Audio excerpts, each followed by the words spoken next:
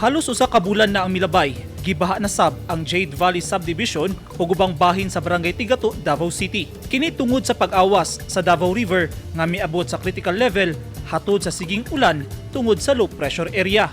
Alas 4 kaganiyang kaadlawon, miabot sa 5 ka piye ang gilawon sa baha.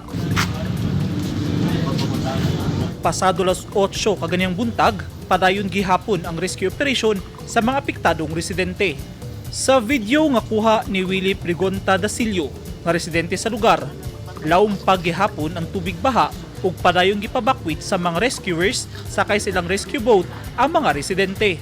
Sama sa naandan, kung dunay baha sa lugar, nag-inisyatibo na lang og bakwit padulong sa mas luwas na lugar ang ubang residente. Kasamtangan nga naa sa evacuation centers ang apektadong mga residente. Sumala ni Barangay Tigato Kapitan Lito Lapitan, kapin 2,000 ka mga pamilya ang apektado, sanglit, mas dagang sityo sa barangay ang gilunupan. So ang ikuan na mga area kung sa is more than 3 kilometers ang iyang ang natamaan nga area ba. Nasa kilid sa ba. Ang gabi na dari sa may sityo yung rin na ay mga sobra 200 din na. Yan. Then there is actually mga almost mga 300 siguro na napuntiha. Then the report sa kaning barangay hall gym na napuntiha mga 100 po yung pamilya. Sa karon, padayon ng assessment sa City Social Welfare and Development Office sa mga apektadong residente. Dali sab miaksyon ang Barangay Tigato aron asikasuhon ang mga bakwit. Ang hinahiwa na lang nato pag mas na maabot ng panahon na ay mga baha. Bukod sa advice sa disaster, sabi ko tuman na lang.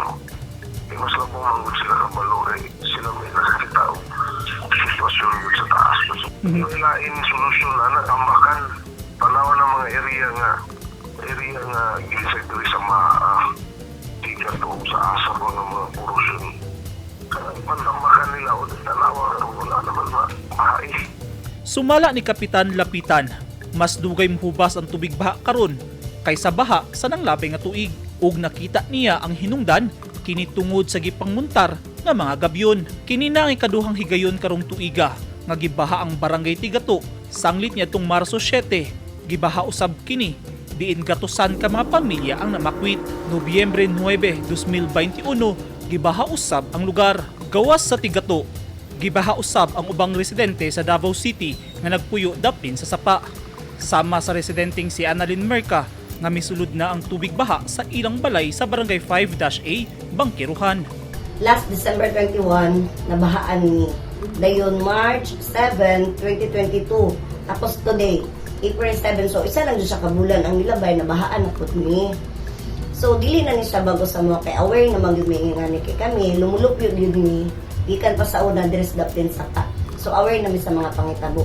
Unang-una na akong ginabuhat is gina-safe na ko akong mga anak.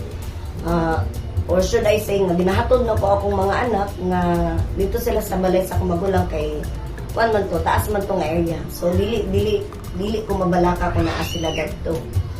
Tapos ikaduha, ang amo jung ginabuhat diri kung wala nang akong mga anak, among ginabuhat ang mga gamit nga bagay nga pwede pa namo ipadapin, amo jud na siyang i-save. Like sa among mga documents o sa mga appliances.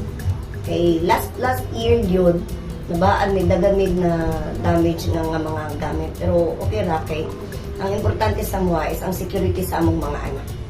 Giawhag sa mga otoridad ang mga Dabawenyo nga padayong mag-amping kay posibleng naapay baha tungod sa padayong pagdaot sa panahon hatod sa LPA. Eugene Hinutan, Newsline Philippines, Davao Region. Stay safe.